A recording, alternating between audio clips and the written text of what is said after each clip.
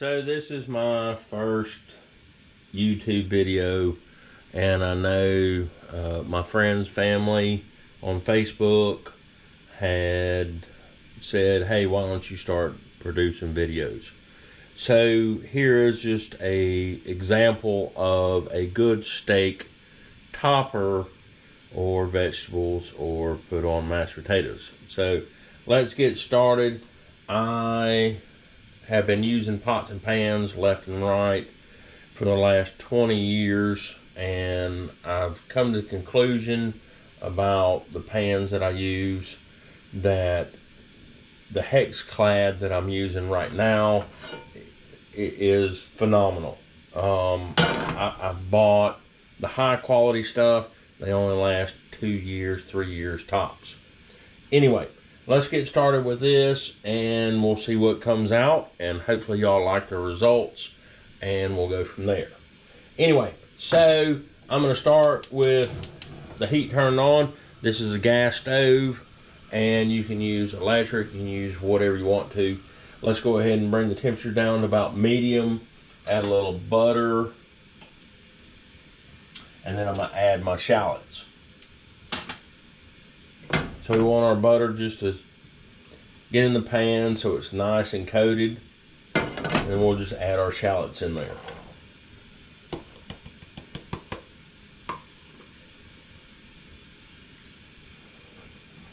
We're going to let that cook down until they're almost transparent. You don't want to cook them too much. You don't want to get them burnt at all.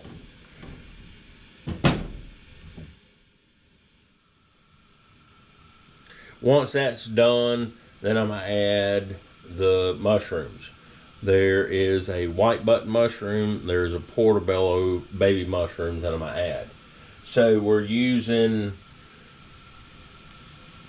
portobellos, we're using white button mushrooms, we're using shallots. We're going to end up using beef stock, Dijon mustard, heavy cream, and brandy. Brandy will burn off the alcohol later on. So first things first is just get your shallots going and get them somewhat translucent. Make sure you're constantly moving them, because if you don't, they're going to burn. And that's the last thing you want to do, is have a burnt taste on a topper. So, and what I mean by a topper, I use this a lot on steak. I use it a lot on mushrooms. I use it a lot on vegetables, whether it be broccoli or asparagus or green beans. And I mean, you can just use it on mashed potatoes if you want to. Once it's all cooked down and it's done, I mean, you can make it as thick or as thin as you want to. So we'll get this going fairly well. So they're starting to turn translucent now. So what I'll do is I'll add some mushrooms in here. Excuse my fine china, but it's cheaper on this fine china to throw it away than to try and wash it, because I'm single and I don't have a good dishwasher here that will take care of my stuff while I'm cooking. Anyway, so we'll just add some portobellos in. Then we'll turn around and add some white button.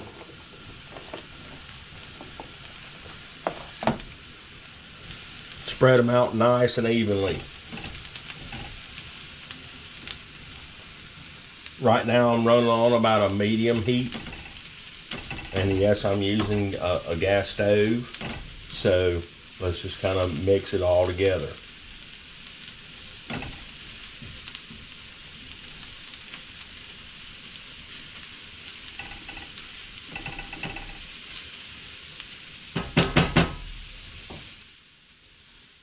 There are several plates, but I don't want to go too much on it. So once this all cooks down and it gets somewhat that you can see a different change in your mushroom color, is when you'll add your beef stock.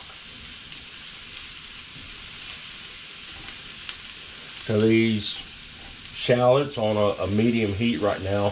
They're starting to turn on color, so I'm gonna go ahead and cut this with some beef stock. So I'm just using a regular old Swanson's out of the can beef stock. Before I used to use these, and I hate them now because it just takes up too much space. I've switched over these silicone ones, and I love them a lot. I mean, just pop them on out, and then let me go ahead.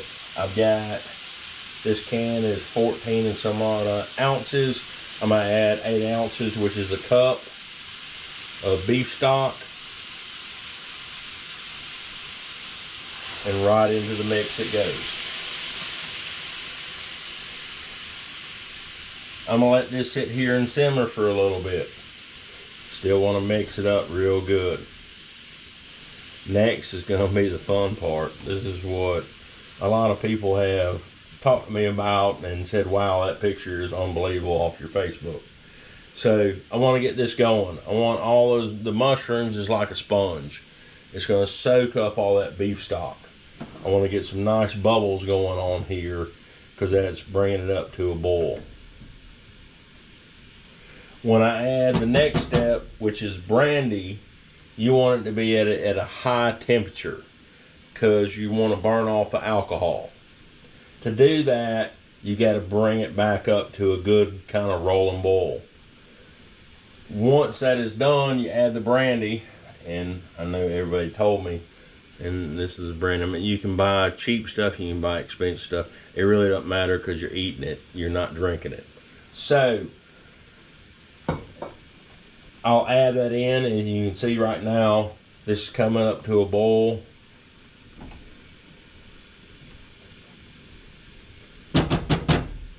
And then what I'm going to do is I'll add, and y'all asked me to put measurements. I kind of just go by feel, but we'll do some measurements. I used a cup of beef broth, so let's go with a half a cup of brandy. Might not be enough, but we'll see. So that's nice, and it's coming up to a nice boil right now. So let's go ahead and crack open the brandy. If you have a gas stove, you can tilt it to the side when we get to that point. If you're working on electric, flat top or whatever, then, you know, use a little stick lighter. So I'm going to add, this is half a cup. I like these a lot, I really do. I'm going to add a half a cup right now of brandy.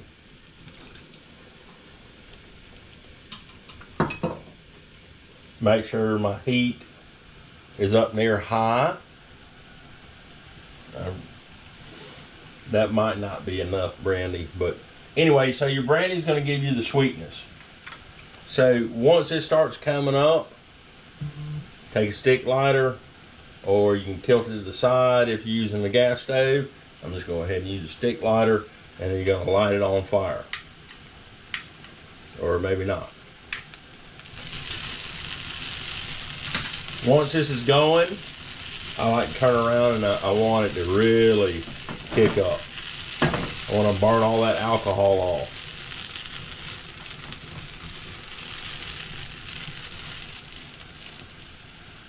Obviously, I didn't use enough brandy, so let's add a little more to it.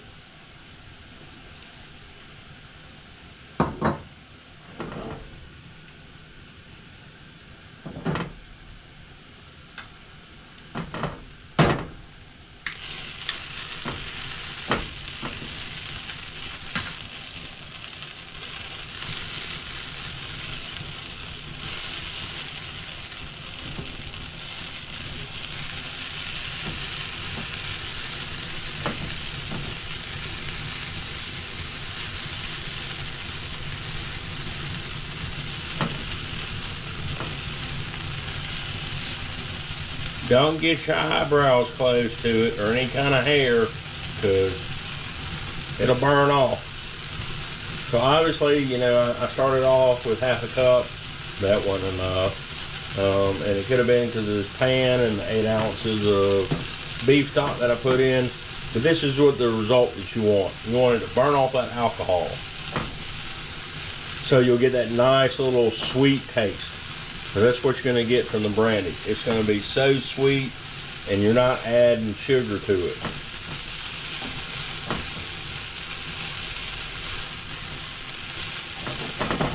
Make sure you mix it up really good. Make sure you burn all that alcohol off.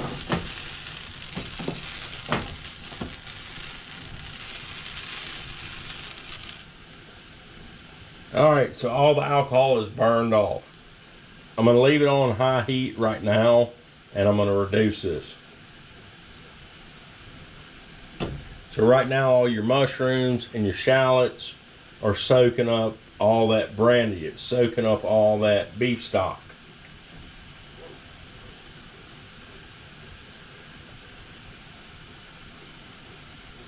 So we'll cook this down for a little bit. Next, I'll turn around and I'll add Dijon mustard. Yeah, I should measure it out, but you'll see what I do. It's not much. And then I'm going to add some heavy cream to it to thicken it up. And then I'm going to reduce my heat. But I'm trying to get this down, I would say 3/4 to 1/2 reduced before I start adding my Dijon mustard and the heavy cream.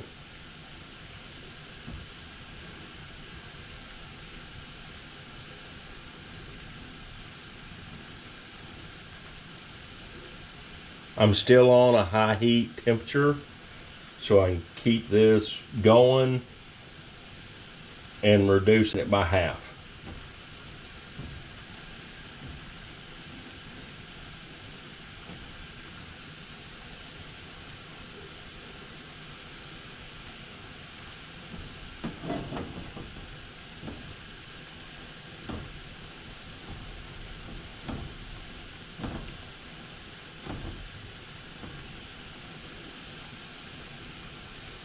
The one thing I love about these pans and pots is I've gone through a lot of pots and pans. You know, they say they're non-stick, but I've had these pots and pans. You could only buy it straight from the manufacturer when I started with them.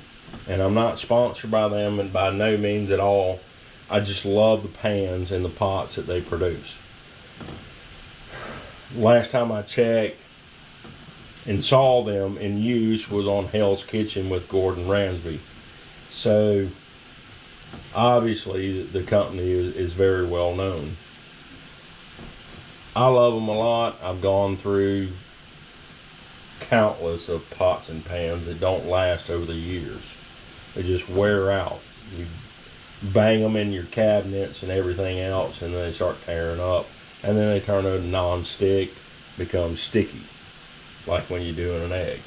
But we can use the same pan here that I've been using for the last 4 years, and I can still make a fried egg in it. I can make scrambled eggs. I can put cheese in it and melt it, and it never sticks. So here we go. It's about halfway down. I'm gonna go ahead and drop my heat down just a little bit. Right now I'm at medium. I'm gonna add just a little bit of Dijon mustard. I'm not even gonna break out the measuring cups. We'll just squirt a little bit in there. This just adds a little extra spice to your topper. Then go ahead and add a little heavy cream to it. Won't measure it out because just a small amount there, and then start mixing.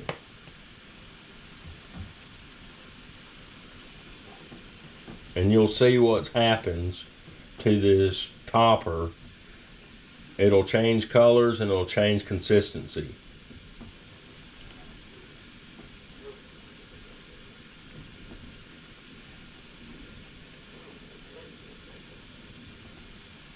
If you want it to be more creamy, then add more heavy cream to it.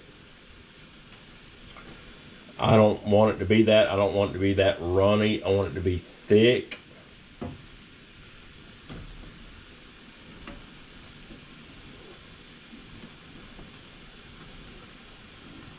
So I'm still running at a medium heat right now. Once this starts to thicken up more, I'll reduce the heat down and then it'll really get thick. But I mean, if you look at the pan, I'm scraping this, didn't add anything to it. I mean, this is a really true non-stick pan. And I've used these pots and pans for the last 4 to 5 years. And I mean, you can't do that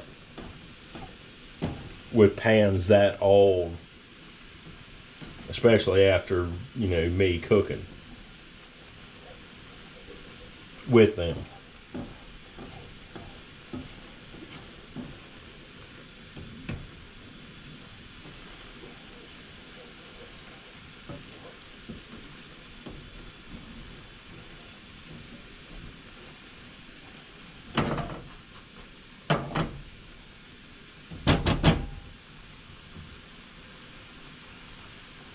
So we'll just reduce this down a little bit. I'm gonna go from medium to a low heat now and let it sit here and simmer and burn off some of that milk.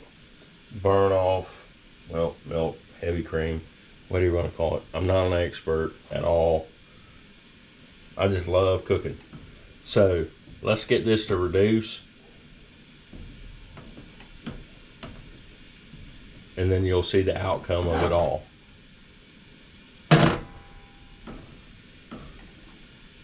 But this brandy, and I mean, you're getting the sweetness from the brandy because you burned all the alcohol off. You're getting the mushrooms, you're getting the shallots, you're getting that Dijon mustard that adds just a little kick to the whole topper. I'm gonna bring the heat back up just a little bit because I don't like the consistency that I'm dealing with right now. I want it to be a little thicker.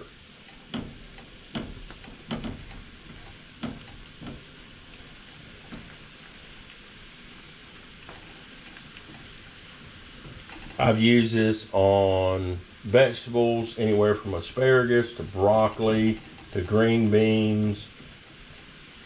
Talk about some mashed potatoes that are elevated, add this to it. Right now, the way the consistency is, add it to some mashed potatoes, it'll blow you away. But mainly I use this as a little side dish on top of a steak, whether it be a filet or a porterhouse or a T-bone. You can't go wrong with it because it adds so much sweetness. You get the mushrooms, you get the onions, and then you get this nice little sauce. I wouldn't even call it a gravy, but you could call it a gravy.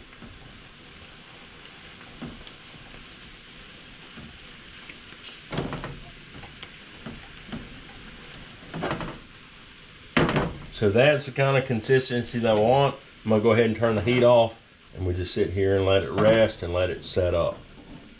So there is a nice, complex, but very, very easy topper to add for steak, vegetables, or whatever you want to do. Y'all asked for it in a video. Here it is. I hope y'all enjoy. Look forward to more videos coming from me of my custom teriyaki sauce to a custom Japanese yuzu ponzu sauce.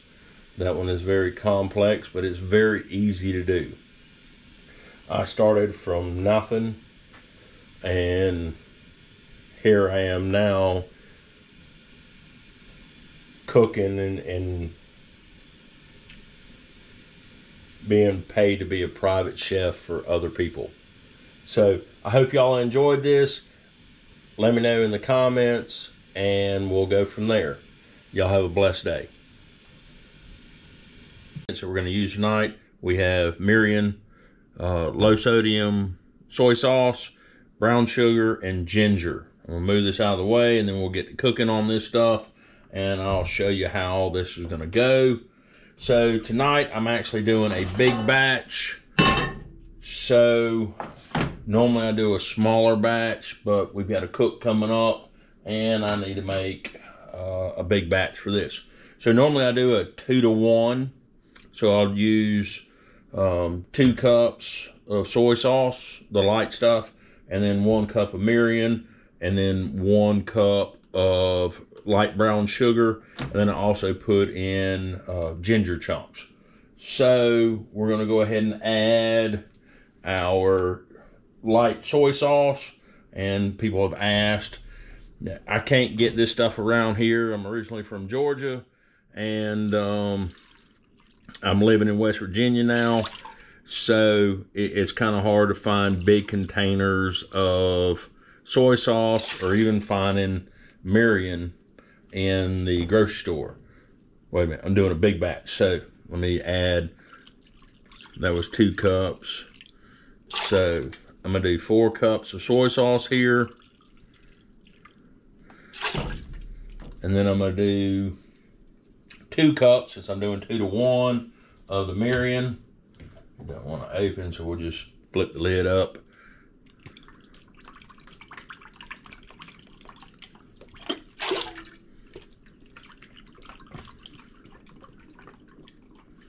So there's our 2 cups. So there's our 2 to 1 method right there. Next, I'll throw in my ginger chunks. And ginger, I mean, just buy it at Walmart or wherever else. We'll start this off at a high heat. And the critiques that I got from other people, friends and family, is that I need to explain what a reduction is. So reducing is taking your liquid and getting it to half. My previous video, I didn't explain that much other than saying a reduction.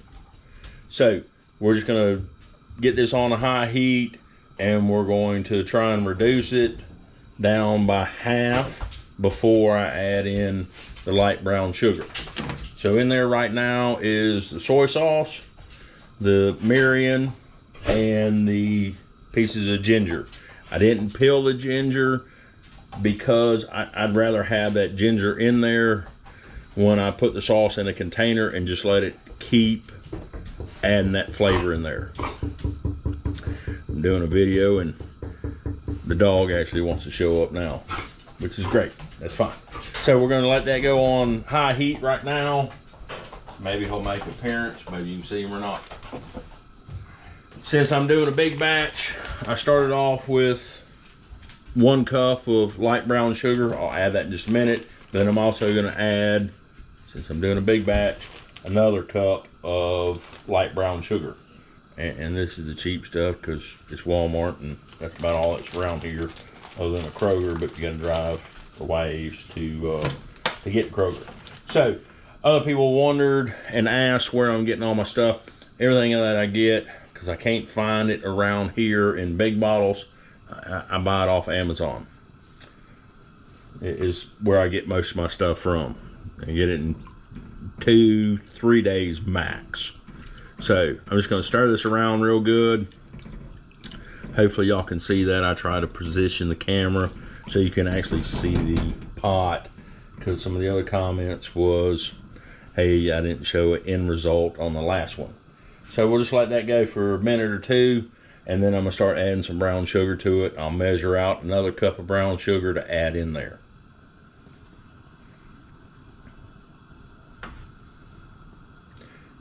So on this sauce, the things that I like to do is I'll add it to the containers that I'm going to use. If you have mason jars, which I'm all out right now because all the rest of the sauces that I've made before and they're sitting in the refrigerator. But if it's a hot liquid, instead of trying to do canning, just pour it while it's hot, seal it, set it off to the side. When it cools, it'll actually pressure seal it.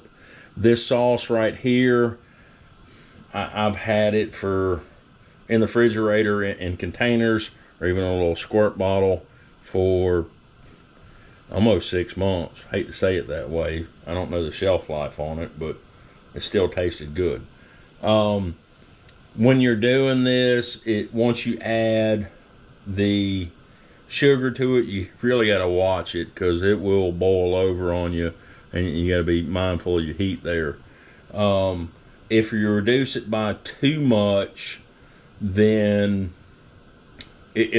I've made it before, and it turned into almost molasses. I mean, it was so thick, I had to spoon it out of a container. It was that thick. So if you using this on food, whether it be chicken, steak, it's really great on rice, vegetables, broccoli, asparagus, green beans, whatever kind of stuff. Just be mindful when I use it as an add-on after I'm done cooking. Don't put it in there with the pan, because then your consistency is going to change once you heat it back up. So this is actually coming up almost to a boil. So now I'm going to go ahead and I'm going to add that first cup of light brown sugar. Hopefully that won't boil over while I measure out another cup of light brown sugar.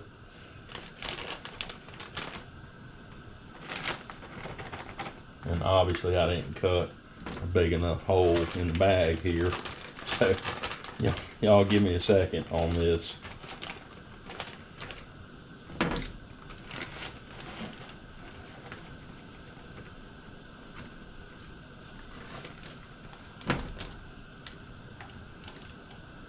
All right, so there's another cup that I'm gonna add.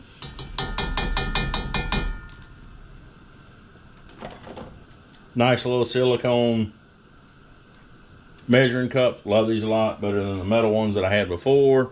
That took up way too much space and things stuck in it. And then I had that little old bowl. And then y'all excuse my fine china again, because it's cheaper to go ahead and throw that out than. So I'm just gonna mix that up. And that brown sugar in there, this is gonna boil over here really quick. And once it does that, that's when I'm gonna drop my heat down. So all I'm doing is I'm still stirring it, because I'm trying to stop it from boiling over. But in this process, you've got your ginger pieces that you cut up, and all I did was just took some ginger, cut it up into some chunks, and then threw it straight in there. I left the skin on. I really don't care about the skin in the actual sauce. You can strain it. Yeah, this is gonna go quick. So it's getting ready to boil over. I'm just gonna pull it off the heat. Hopefully you all can see it boiling over. Pull it off the heat. Drop my heat down to low. Let that go on back down, and then put it back on heat. And then you can sit here and let it simmer. And that is pretty much it on this sauce. Just let it go. Let it sit there and simmer. The longer you do, the more that ginger will come out. So with the actual sauce itself, I mean, you're letting that ginger come out. This is where the reduction starts. And I mean, reduce it by half, reduce it by a third, or don't reduce at all. So I mean, you can take this hot liquid and go straight into, a mason jar, seal it up, and let it cool, put it in the refrigerator. But you don't want to sit here and keep boiling it and basically making syrup or molasses out of this sauce.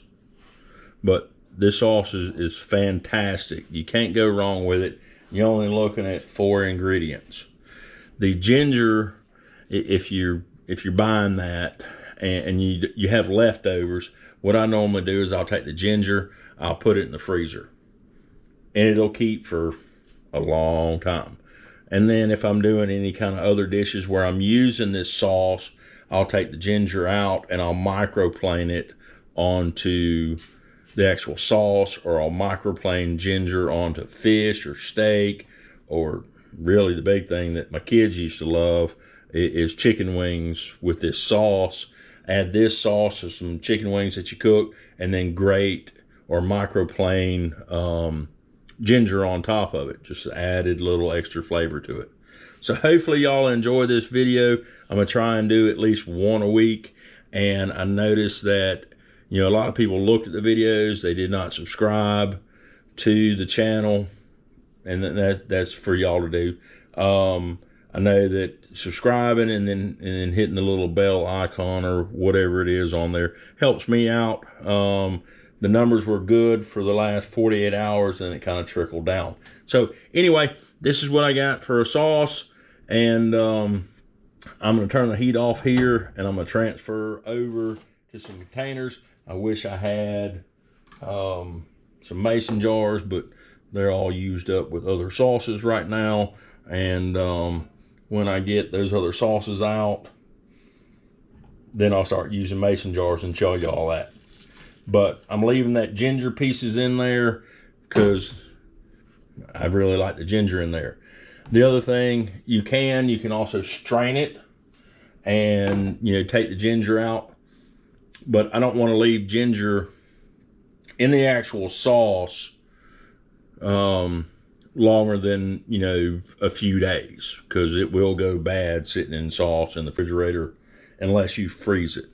So hopefully y'all enjoy this video. I'm going to keep going on with other stuff that I've got recipe wise, and we'll see what comes out. If you like what you see, please drop me a comment, let me know what you think, and hopefully I'll come up with some more videos that I do and that y'all have seen of my cooking, and we'll go from there. I know that in the near future, everybody's asked at work about my pizza dough and my pizza endeavor that I'm at right now. So that might be the next one that comes up as far as how I actually make my pizza dough. Anyway, y'all have a good evening, and see you soon.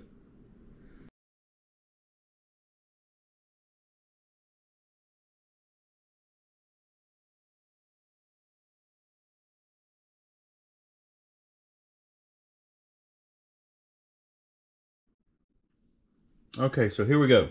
So here's my simple and easy, perfect scrambled eggs.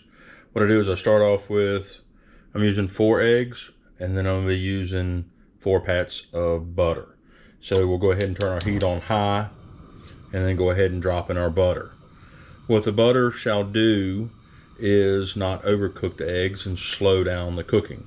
I'm using unsalted butter that is cold out of the refrigerator.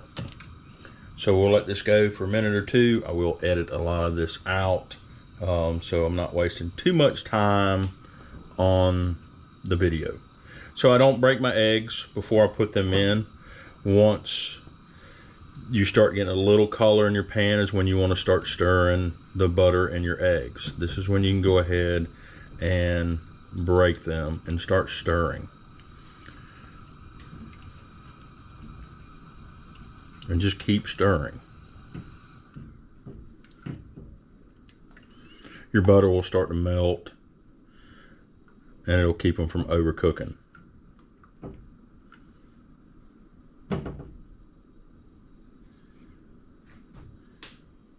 So here's our consistency right now. Just keep stirring. Make sure you're using a non-stick pan. You don't want to use stainless steel because it will stick.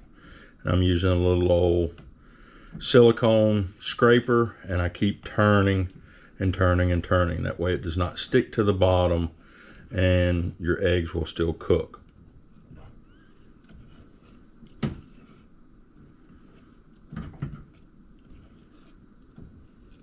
Now, where my scrambled eggs are different and how I make them so light and fluffy is with that cold pat of butter. What I like to do, since my pan's still hot, I'll take it off the heat and I'll still turn. That way I'm not constantly cooking with heat. So I'll do anywhere from 90 seconds on heat to 20 to 30 seconds off heat, because the pot's still hot. And I'm constantly stirring these eggs. Because what happens is if you keep it on the heat, it'll just dry out your eggs and they'll cook way too fast. So for my perfect scrambled eggs, I want it to be nice and slow on the cook. So since it just went back on the heat, this is what they look like right now.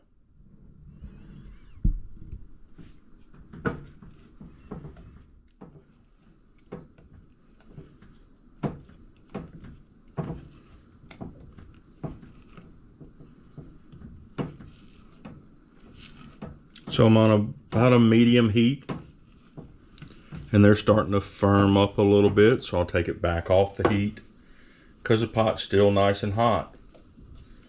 So these eggs are gonna cook, just not as fast. Now they're really starting to set up right now. I don't add any salt and pepper to it because that will make your eggs a lot runnier.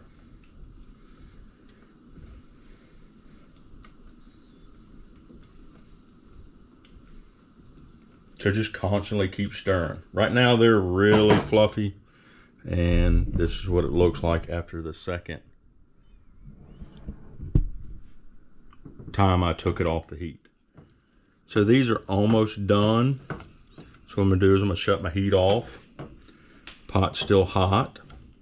I'll just come back here and mix it just a little bit more. Make sure that they're not sticking, which if it's a non-stick pan, it won't. Then we'll get ready to plate.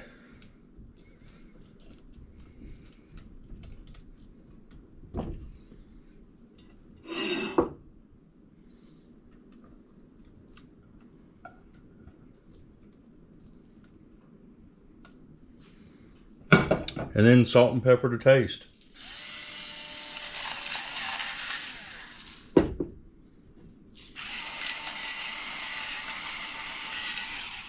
And that's it. Perfectly cooked scrambled eggs.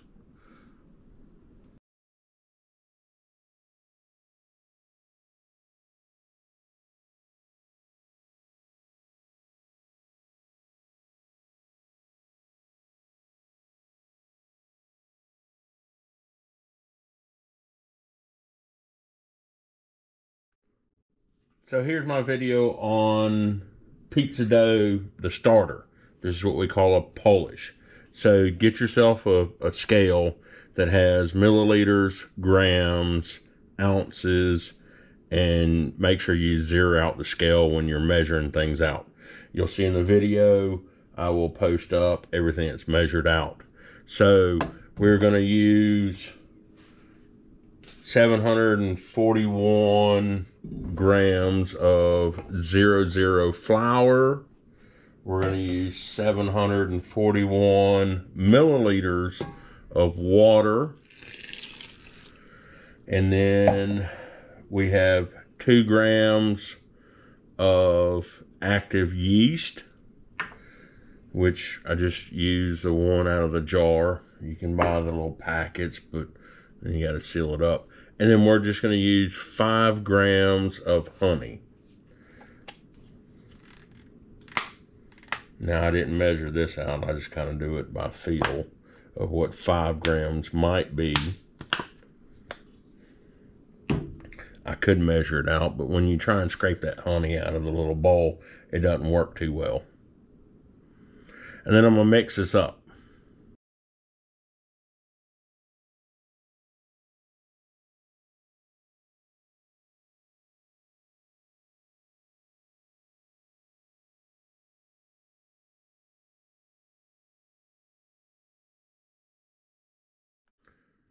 So I'm going to use a silicone scraper again. I'm going to mix this up real good. And just get a good mixture going. It'll start thickening up. You want to just rake the sides.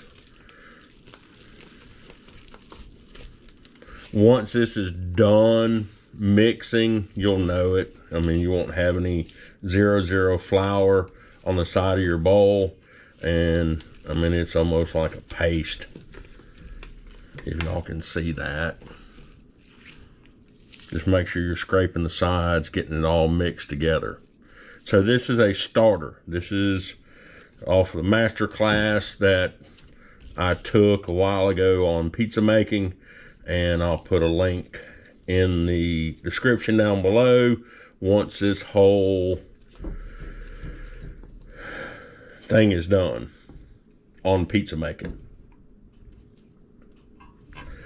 So there is our polish. So what I'm gonna do is I'm gonna let this sit at room temperature for about an hour. Then I'm gonna cover it with saran wrap and I'm gonna put a few holes in it, and it's going in the refrigerator for 24 hours. Once it's done, I'll start the next video of what we're gonna do with this polish to add it into flour, water, and make our dough balls.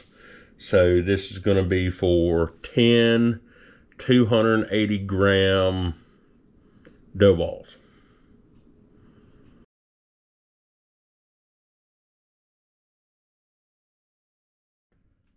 So here we go. We are going to measure out our stuff. Last night I talked about zeroing out your scale and never showed it to you. So tonight we are going to show that to you. So I'm going to turn my scale on. And right now I'm set on grams. Put my container on. And I'm going to zero it out. So I need to add 51 grams of salt, which I'll do now and measure it out. Hopefully I can be good and get it measured out in one take without having to take some out. 51. Close.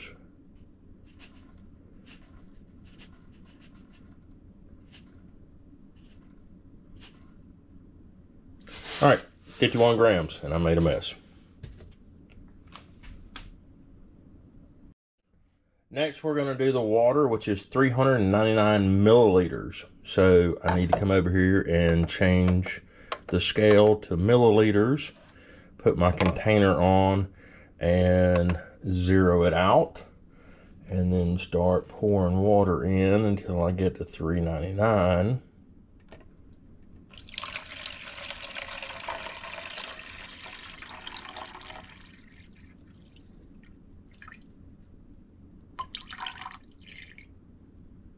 $3.99 on the button.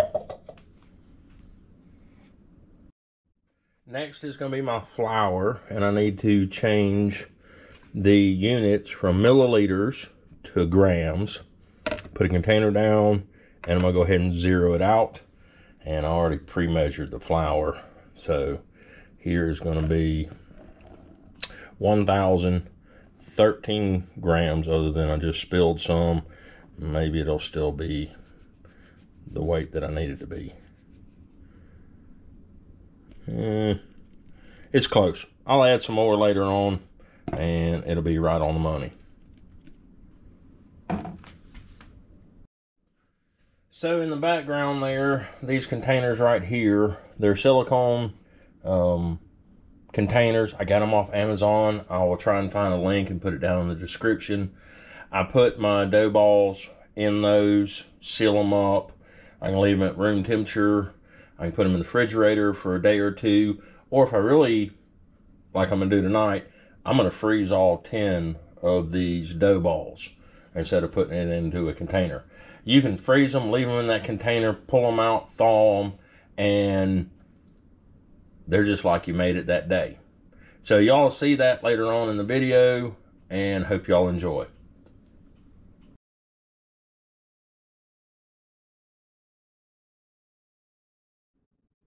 So here's our polish from last night. So it's been 24 hours and I had it covered with saran wrap. And if you notice, it has almost doubled in size, and that's because of the yeast and the flour and the water. So we're going to take 65% of this polish, and then we will start the video and add our ingredients and do our mixing from there, so you can see how this whole process works. Okay, so here we go. We're going to take our polish and we're going to do 65%. If y'all saw the measurement that I'm going to put up still, and here is our polish. Hopefully y'all can see this. I'm going to add 65% of it into the mixer. I don't want to add too much of it, but I want to put just 65%. Still using a silicone scraper, and it's cutting it.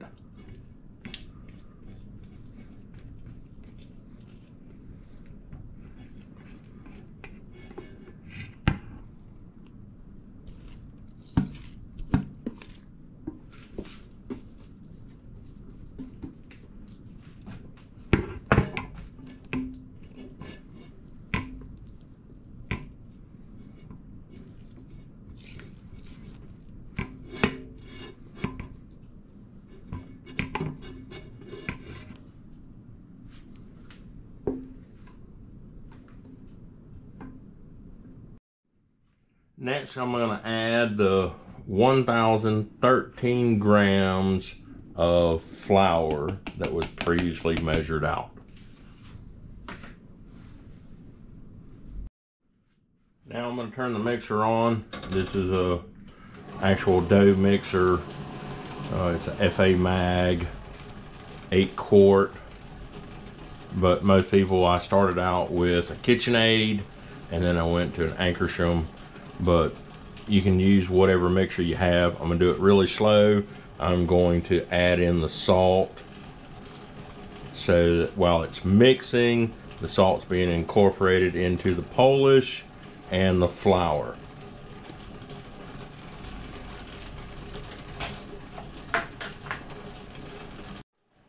I am doing this on a low speed so it incorporates that Polish because it still has water and the flour that just was added.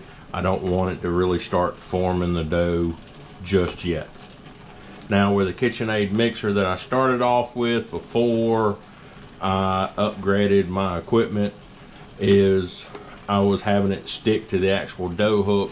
Just make sure that you pull it off that dough hook every now and again. Next, I'm going to add in the 399 milliliters of cold water. I like to put this water in the refrigerator and get it really cold so I don't actually, add heat, because once you're mixing and it's building gluten, it actually heats up the dough. So we'll add just about half. I keep a thermometer, a little digital red dot for checking the temperature. Now this is still slow. Right now we are at, look like 70 degrees Fahrenheit. You don't want to go over 80 because then you're actually heating up the dough.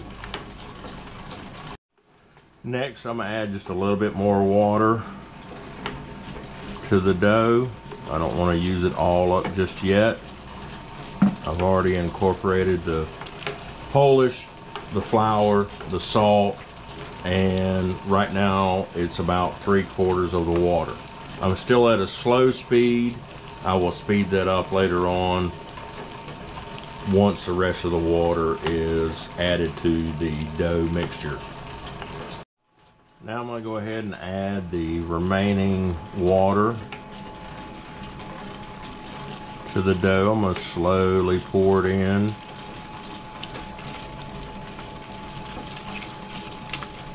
And once that is done, that's when I'm going to speed up the mixer.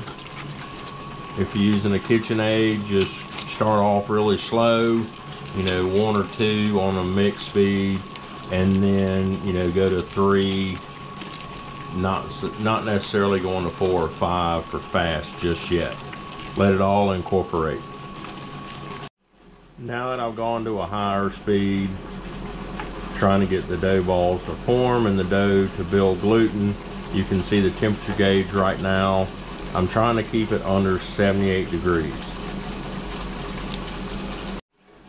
Now you can see the dough is really starting to form. If you're using a KitchenAid mixer, which most people have, and not these high dollar mixers like I have right now, I just up my game. Just make sure that you stop it every now and again and pull that dough off the dough hook. Make sure you have a temperature gauge and just check your temperature. Please don't go over 80 degrees because then it'll start heating up too much, and then your fermentation is going to be too high and it'll be too quick. So right now we're at 72 degrees, and I'm gonna let this go a little longer, but you can see how it's really starting to build a gluten and start stretching. It's almost looking like a pumpkin, and that's what everything is talking about, is make it look like a pumpkin on this mixer. So we're starting to get close on the actual dough. I'm at 76 degrees. I really don't want to go past 78, but you can also see how that dough is mixing up, and it's really starting to form like a pumpkin.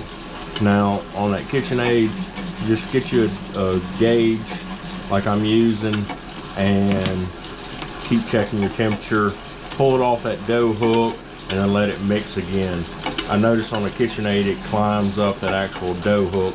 So just keep scraping it off with a silicone scraper or your hands with a little olive oil on it so it doesn't stick, because that dough is going to be sticky. So here we are, we're at 78 degrees. I'm going to go ahead and shut this off, and then I'm going to go ahead and pull it out and let it rest for about an hour at room temperature.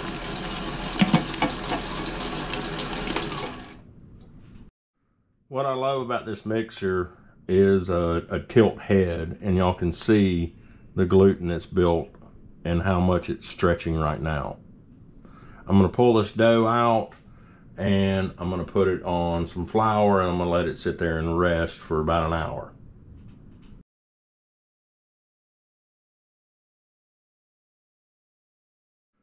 So I've covered it in saran wrap. I buy saran wrap in bulk from Sam's or Costco. Things for y'all to look at when you're doing this. If you're going to do it more than once or twice a month, it's cheaper to buy it in bulk, and I like the actual length of it versus the little small thing from the grocery store. So we'll let this sit for about an hour, and then we'll come back. Okay, so here we go. It's been an hour or so. We'll go ahead and pull this saran wrap off, throw it away, and then I'm gonna start my scale up. I'm at grams right now, and I'm just going to get my dough balls cut and see what they weigh out. I'm trying to weigh it at 280. That's 320. Cut a little piece off. 296. 283, another little piece off.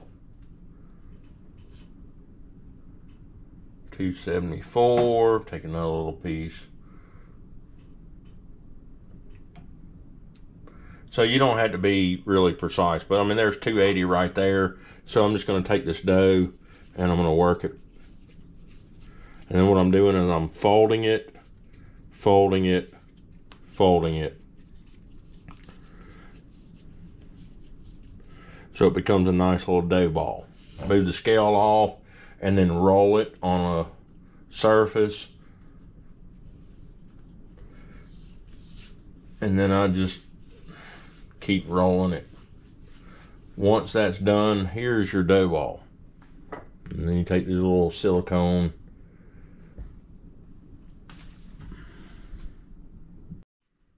Then you take your dough ball, just take a little silicone tray or whatever you're going to put it in, and just start over again. Repeat the process. Cut you off some dough. Bring your scale back over. Make sure it's still zeroed out. Add your dough to it. 273. Add another little piece. 289. Cut a piece off. 280. So let's go ahead and form this dough ball. Take that little piece, put it underneath, and just keep rolling it over and pressing each time. Then I'm going to roll it, and there's another dough ball. And you just keep repeating that process over and over again until all 10 dough balls are done. And if you have something else, you can put it on a cookie sheet, so on and so on. You want to put it in the refrigerator, let it rest until you're ready to go. Once you bring it out, make sure you bring it back up to room temperature for about an hour or so, and later on I'll add another video of, we're going to take these dough balls back out and we're going to start forming a pizza, and I'll show you that process. This is why it's important to have a scale. I mean, this thing is jumping all over the place, but I'm close on 280. I want to weigh it so they're all the same. So I'm going to move the scale off, and you notice there's multiple pieces on here trying to get it at the weight that I want it at. So what I'm going to do is show how there are multiple pieces and how I fold the dough to make a dough ball. So since I didn't cut this one exactly right, you know, you can take the pieces here, fold it underneath, and then you just want to work the dough from the side. And then you can see how the elasticity of this dough, that's your gluten. So I'm just folding each side, I'm turning it, and then I'm folding it. But look how smooth that dough is. And that's going to play out later on. So I'm trying to get it all closed off. And then I'll just bring it on the counter and roll it to close it off even more before I add it to a container. Roll it in a circle, and it's nice and sealed. And then I just add it to a container.